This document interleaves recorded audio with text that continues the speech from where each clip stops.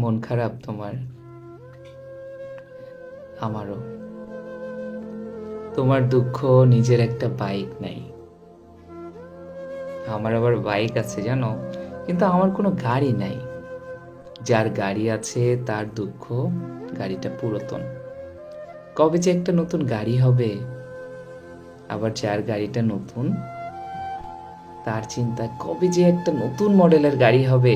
একঘেয়েমি আর ভালো লাগে বলো? অন্যদিকে রহিম মিয়ার আর হাঁটতে ভালো লাগে না। তার বড্ড ইচ্ছা পকেটে যদি কিছু টাকা থাকতো, একটু বাসে যেতে পারতাম।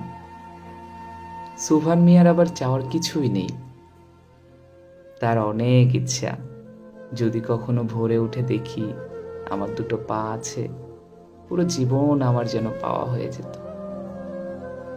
কিন্তু তার দুটো পা নেই। তোমার মন খারাপ? আমারও। তোমার দুটো মেয়ে আছে, কোনো ছেলে নাই। আমার আবার দুটো ছেলে আছে, কিন্তু কোনো মেয়ে নাই।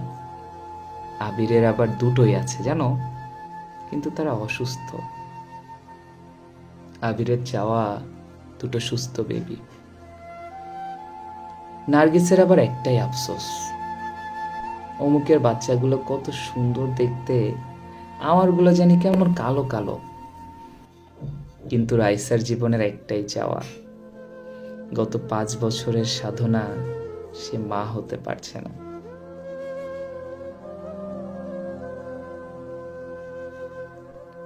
মন ভালো নেই তোমার? আমারও না।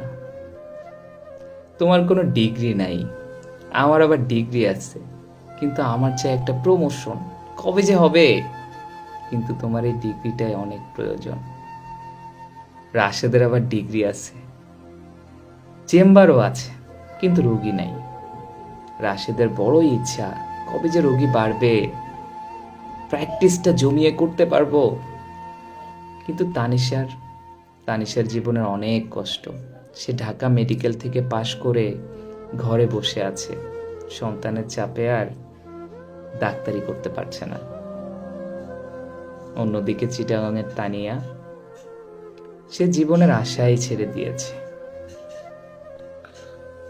মেডিকেলের 5ম বর্ষে এসে কিডনি দুটো তার নষ্ট, ডায়ালাইসিসে জীবন চলে। ডাক্তারি হওয়ার স্বপ্নটা সে এখন আর দেখে না।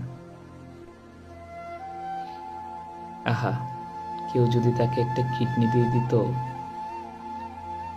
মনে কষ্ট তোমার না? আমারও অনেক কষ্ট। তোমার একটা বাড়ি নাই, আমার একটা বাড়ি আছে জানো, কিন্তু কন্ডিশন ভালো না। কবে যে একটা ভালো বাড়ি বানাবো। প্রিয়ারও সে একই দশা।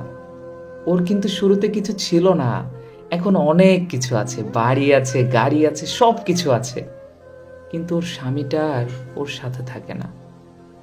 প্রিয়ার অনেক স্বপ্ন, স্বামীকে নিয়ে চলে যাব দূর কোনো এক গ্রামের চরে, সেখানে হোগলা পাতার ছাউনি দিয়ে ঘর তুলে ছোট্ট একটা জীবন শুরু করব।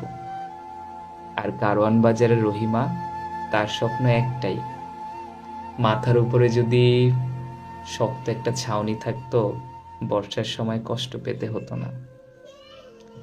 এটাই জীবন জানো, জীবনটা এমনই, চাহিদা এবং প্রাপ্তি সবসময় সমান দূরত্বে দাঁড়িয়ে থাকে। কি লাভ বলো মন খারাপ করে? আল্লাহ রব্বুল আলামিন যতটুকু দিয়েছে তার শুকরিয়া আদায় করে এসো আমরা ভালো থাকি, ভালো রাখি।